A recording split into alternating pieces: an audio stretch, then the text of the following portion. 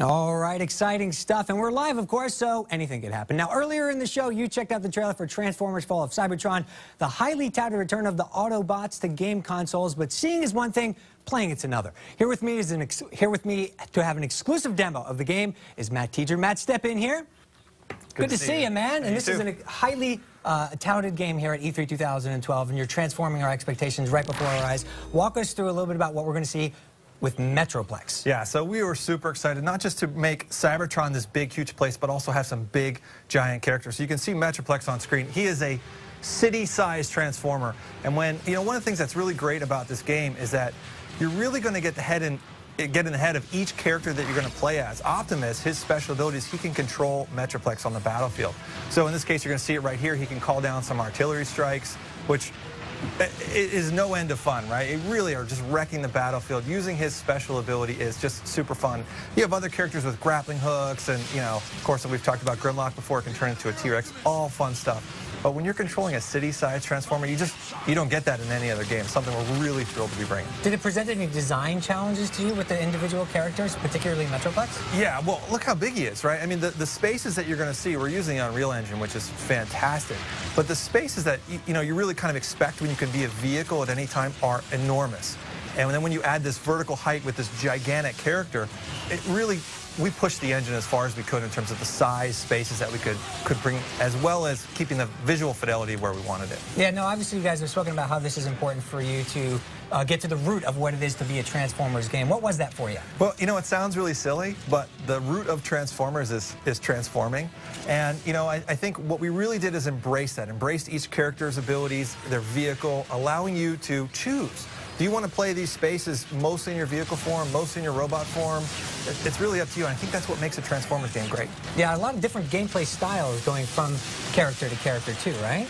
Yeah, so we've got certain characters where it's a bit more, I hesitate to say stealth gameplay, but kind of a different pace where you're kind of in control and you have the ability to turn invisible. It's our version of stealth. Other ones with grappling hooks where you're really so vertical in how you can move and manipulate the environment. Every character is really different. I think that's what makes this game so special. And in terms of characters, who have you confirmed? Are you announcing anybody new here at E3 2012? Well, we're talking a little bit about Metroplex, but Bumblebee I'm really excited to be talking about because he's the first character you're going to see in the game.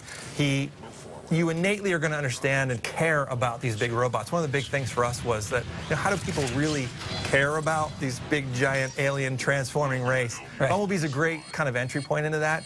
And the level where you play as him is also ripped straight out of G1. The experience you're going to get is the Ark and the Nemesis going right into the space bridge wormhole.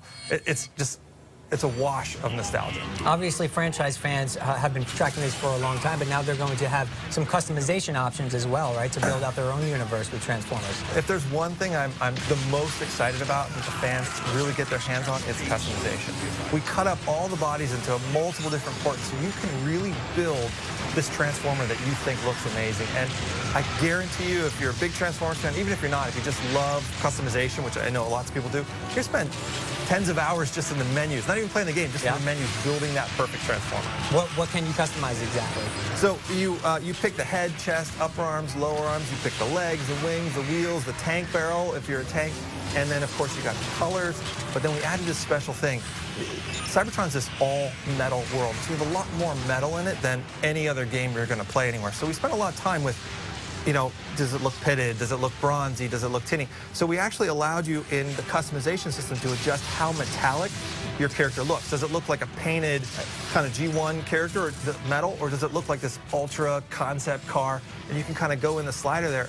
What's great about it is it's kind of a color options multiplier, because yellow, for example, looks completely different painted metal as it does metallic. So you're really going to spend a lot of time just getting it to look the way you want. Back on the single-player side, obviously the game is filled with these set-piece moments. Talk a little bit about... Yeah, well, look at I mean, this is gigantic. This is amazing right here, right? So, yeah, so there's, I think that's a huge expectation in Transformers and the world of Cybertron. And with this character, Metroplex, you're controlling him, and I know the first instinct is, oh, well, he only ever calls in artillery strikes.